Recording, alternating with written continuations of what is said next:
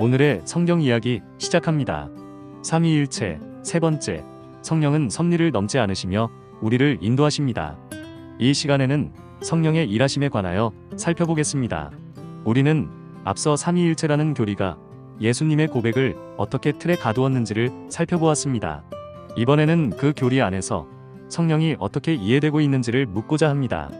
역사 속에서 성령에 대한 가장 대표적인 이단은 4세기 후반 마케도니우스파였습니다.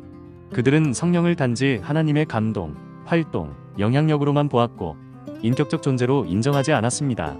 교회는 이에 반박하며 성령도 성부, 성자와 동일한 본질을 지닌 위격이라고 공표하였고 그 결과 삼위일체 교리가 완성되었습니다. 그러나 이 교리를 통해 성령의 인격성이 회복된 것은 분명하지만 동시에 성령은 삼위 중 하나라는 위치로 정리되며 교리적으로 제한되기 시작했습니다. 성령은 이후 하나님의 능력이나 도우심을 전달하는 기능으로만 이해되는 경우가 많아졌고 인격적이고 살아있는 인도자로서의 성령은 점점 흐려졌습니다. 그렇다면 우리는 질문해야 했습니다. 하나님께서 왜 성령을 보내셨는가? 그 이유는 단순히 삼위일체의 구성을 채우기 위함이 아니었습니다.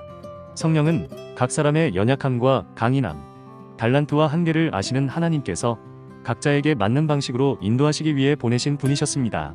누구에게는 깨우침으로, 누구에게는 회개의 탄식으로, 또 누구에게는 말씀이 떠오르는 순간으로 다르게 임하셨던 인격적인 하나님이셨습니다. 우리는 구약에서도 이를 보게 됩니다. 민수기 12장에서 아론과 미리암은 모세에게 너만 여호와의 말씀을 들었느냐? 우리도 듣지 않았느냐? 라며 항의합니다.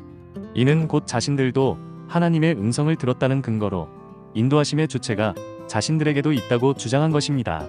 그러나 그들은 그것을 하나님께서 각 사람에게 주신 인격적인 인도하심으로 받아들이지 않고 공통된 기준의 교리로 오해하였습니다. 즉, 자신에게 임한 방식이 모두에게 동일하게 적용되어야 한다는 착각 속에서 인도하심의 성격을 교리로 착각한 마찰이 벌어진 것입니다.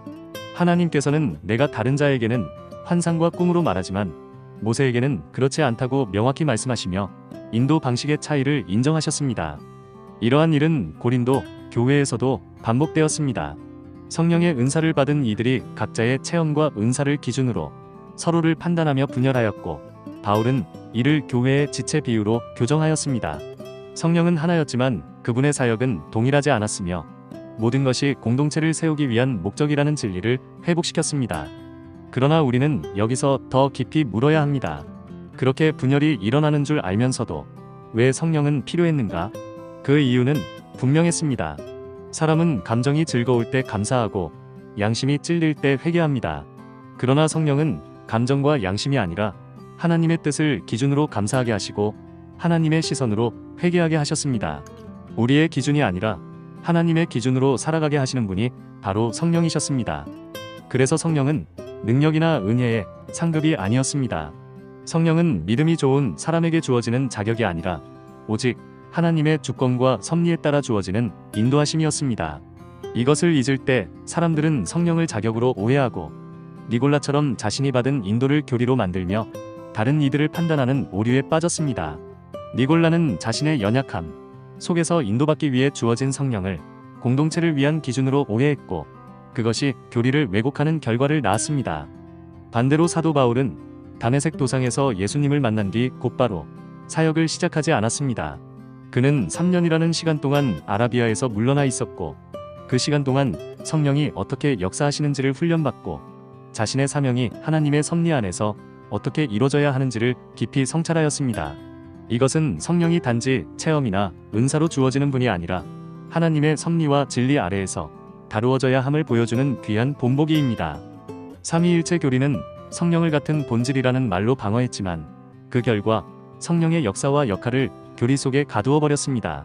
그러나 성령은 각 사람을 하나님의 뜻에 따라 다르게 이끄시는 살아있는 하나님이셨습니다. 그분의 인도는 사람의 달란트와 연약함을 따라 임하지만 언제나 하나님의 섭리와 진리를 초월하지 않고 그 안에서 조화를 이룹니다. 진리는 모든 이단의 반대편에 서는 것으로 지켜지는 것이 아니라 말씀을 왜곡하지 않고 인격적으로 따르는 데서 지켜져야 합니다. 성령도 마찬가지였습니다. 그분을 하나의 구조로 묻기보다 하나님의 섭리와 진리 아래에서 조심히 따라가는 것이 그들이 취해야 할 태도였습니다. 그리고 지금도 성령은 동일한 하나님으로서 우리 각 사람을 조용히 말씀 가운데 이끌고 계십니다. 그분은 과거에만 역사하신 분이 아니라 오늘도 살아 계셔서 우리를 말씀으로 돌아오게 하십니다.